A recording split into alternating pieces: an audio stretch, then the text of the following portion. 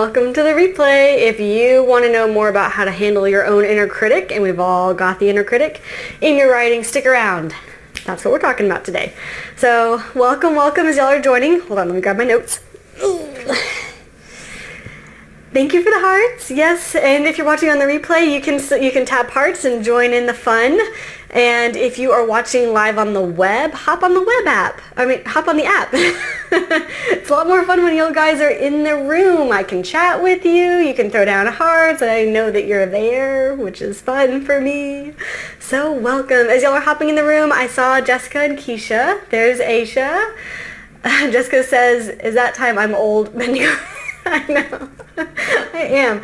Well, I find, so I've not been exercising as much as I would like, as much as I need to. And when you lift kids all the time, and well, actually I'm either lifting kids or at my desk. And so this is like a bad spectrum to be on. I need exercise in the middle. When I don't have the exercise in the middle, I get really sore. Hey Darnell, you got a new handle. I like it. It's your actual name. Thank you. Yes, so I need to learn to stretch or something more, or sit on one of those exercise balls or something. But yes, that was my I'm old and sore bending over noise.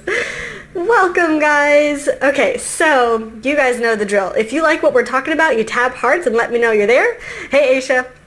Let me know you're there and that you're engaged with the content.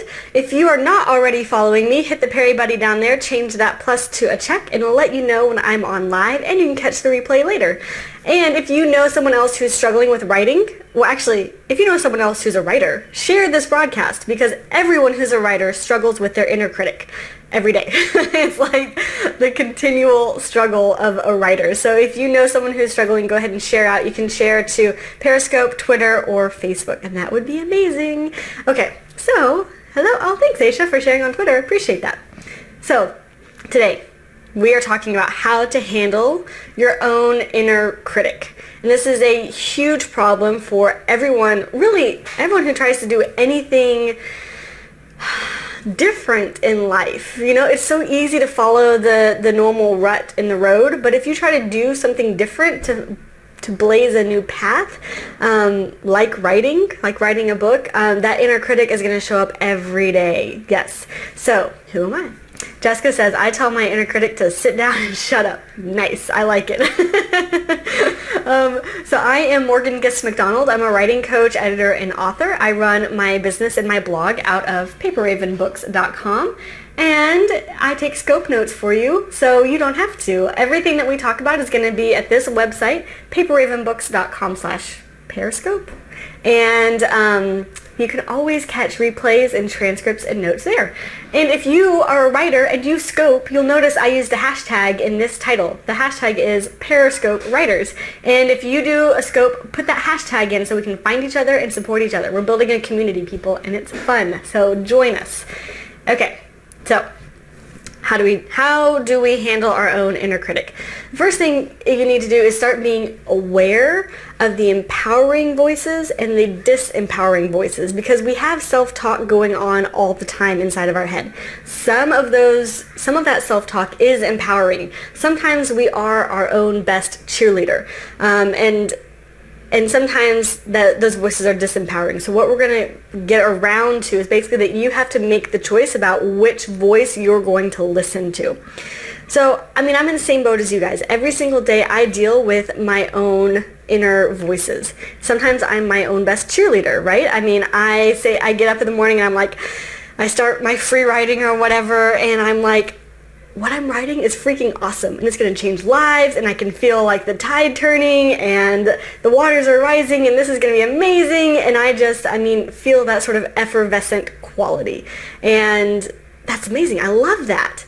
But it can be 2 hours later, and suddenly I'm like Debbie Downer. I'm like, man, no one's going to read my writing. This is terrible. It's just a regurgitation of what other people have said. It's not life-changing for anyone, and certainly not me.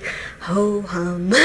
Right? This is totally normal. First, I want to assure you that if you swing drastically and wildly from, playing Journey's Don't Stop Believing in your head to total Debbie Downer, you're a normal person. And so feel good about that. Okay, like don't get extra down on yourself because you are down on yourself. Okay, that just recognize it. Say, okay, yeah, this is normal. Everyone goes through it. All right. So what we have to do is give ourselves a reality check and realize. Jessica says, quit reading my inner iPod. As Aisha knows, we've had this conversation. I'm a big journey believer, a big journey follower. Okay, so you get to choose which voice you're going to believe. Recognize that both voices are going to exist, possibly within minutes of each other. But those voices do not get to dictate what happens in your day. You are an agent of your own reality, okay? You get to decide which voice you lend credence to and which one you don't. But you have to be really conscious about doing that. And so, which one do I choose to listen to? I'm always going to, and when I think about which one I'm going to listen to, because sometimes I don't, I always, of course, go for the one that's empowering, the one that's going to encourage you to keep writing, because that's the only way your life is going to get better. That's the only way your life is going to change. That's the only way you're going to make an impact in the world, is if you keep writing. And there are certain things that I use to change things up. There's a way in which the internal is influenced by the external, right? So what we do, our environment, influences how we talk to ourselves. So start with some external stuff. As soon as you start to hear the Debbie Downer voice, the voice that says, this writing is terrible, you're never going to make an impact, your life will never change, you'll never change anyone else's life. Pause. Like, seriously, hit pause. Recognize that voice is there and say, okay, that's my negative voice. I really don't want that voice to control what I'm going to do today. So change it up. Literally change your physical body. Go for a walk. Clear your desk space. Go make a cup of coffee. Take a nap. I mean, sometimes a good sleep is enough to refresh you and re-energize you, even if it's a 20-minute nap. Put your work aside for a little while. Put the writing aside for a little while. Call someone who encourages you. I call my mom. And so literally take control. When you hear that voice that starts to say, this is not going to work, this is not worthwhile, it is on you to interrupt that pattern, to say, no, I'm actually not going to listen to this. And the best way to literally stop that pattern of thought is to change what you're doing externally. And there's something about changing your environment that also changes your thoughts. And it's very easy, and you'll start to notice, this is the interesting thing, you'll start to notice patterns in which the negative voice starts to show up. So for me, the negative voice always shows up when circumstances are completely avoidable. When I forgot to eat breakfast.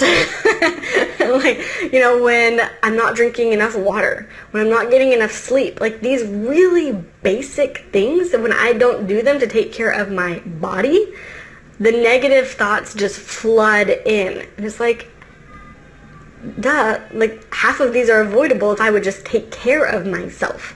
That is true. It's only half the battle. Even if you are taking care of yourself, it's still entirely likely, possible, probable that these negative voices are going to creep in. And so that's when you have to start really changing up and using your own agency, your own ability to take control of your thoughts. Because here's the thing we don't usually think about is just in the same way, thanks for the hearts, I think that's Aisha, just in the same way that we train our bodies, okay? For instance, Jessica says sleep deprivation is dangerous. So true. It's literally dangerous, like physically dangerous, and emotionally dangerous. Like we can't handle life when we're sleep deprived. So, I was going somewhere. Oh, training your body. Okay. So as some of you know, I'm in Taekwondo. I'm an orange belt, which means I don't fall over when I kick something. But it's one level above white belt, okay? My body is not innately good at Taekwondo, but I have faith that if I continue to train it, show up, be coached, practice, that I will get into a better rhythm and that it will become a more natural flow for my leg to, get up and swing and kick in this pattern, okay? So I'm creating patterns of physical motion. You can do the exact same thing with your thoughts. Your thoughts are just as in control. You are just as in control of your thoughts as you are in control of your body. So if you believe that you are able to, let's say you're not good at running, but if you believe that you get up and run every morning, you will be able at the end of a month to run a 5K, whatever. If you believe that's true about your body, the same is completely analogous to what's true about your mind. If you get up every day and cultivate those positive thoughts, if you stop those disempowering thoughts, interrupt them, and cultivate empowering thoughts instead, you will get in a better pattern of being your best cheerleader. So it's all about intentional training of your own thoughts and truly believing that you can control your own thought patterns if you start to take hold of them. So my challenge for you today is to notice at least one time today when you hear that Debbie Downer inner critic telling you that your writing is not good or worthwhile or life-changing for anyone. Pause. Literally, stop, acknowledge it, take a deep breath, and ask yourself, what am I going to do to interrupt this pattern? It can be, I recommend something physical, especially at first. Get up, make a cup of coffee, take a nap, take a walk, whatever you need to do to interrupt that thought. And then cultivate an empowering thought. I think once you really get the rhythm of your own thought pattern, you don't always need to physically interrupt. You can just pause and say, no, I don't allow that thought to have control over me. I think you get better at being able to flip that switch, flip that script. And that's really what it is your thoughts tend to get in a rut, in a pattern, and it's very easy for them to go down the deep, dark hole of, inner critic. But as you start to forge this new path, it will become easier and easier for your thoughts to go down the path of encouragement. So that's what I would like for you guys to do today. At least one point in your day, when you think a negative critical thought, stop it. Do whatever you need to do to turn it around. So I hope that's helpful for you guys, and also just be kind and compassionate to yourself, because we all have the inner critic, and it's just something that as writers and artists we're going to struggle with, and that's okay. Every day, as long as we get a little bit better, then we're doing all we can do. Alrighty guys, that's my message for you today. As you know, if you want to catch notes or other episodes, paperravenbooks.com/periscope, and I will see you guys. Oh wait, I have a freebie for you guys. Thanks Jessica. Okay, so if you did not catch last week, I have a new freebie out that is 12 easy steps to write an ebook that boosts your business and builds your platform. So go, and it's like all my best advice. I can't even believe I gave away this much advice. As I read through it, it's kind of scary. I was like, okay, this is literally a lot of really good content. Okay, but it's at paperravenbooks.com/12 steps. paperravenbooks.com/12 steps. Oh, Jessica, you watched the 7 mistakes? Awesome. That was a fun webinar. I think I read it as a video. You just read it this morning? Thanks, Jen. Thanks. Okay, the 12 steps ebook is meant for you to take it and to get an overall picture of what writing a book looks like, and then start to feel empowered to start writing. So thank you guys for the hearts. Go download that, paperravenbooks.com/12 steps, and start writing your book. Okay guys, I will catch you tomorrow. This week we're going to be talking about beta readers and editors and feedback and how to incorporate all of that. So it's going to be a fun week. Alrighty, thanks.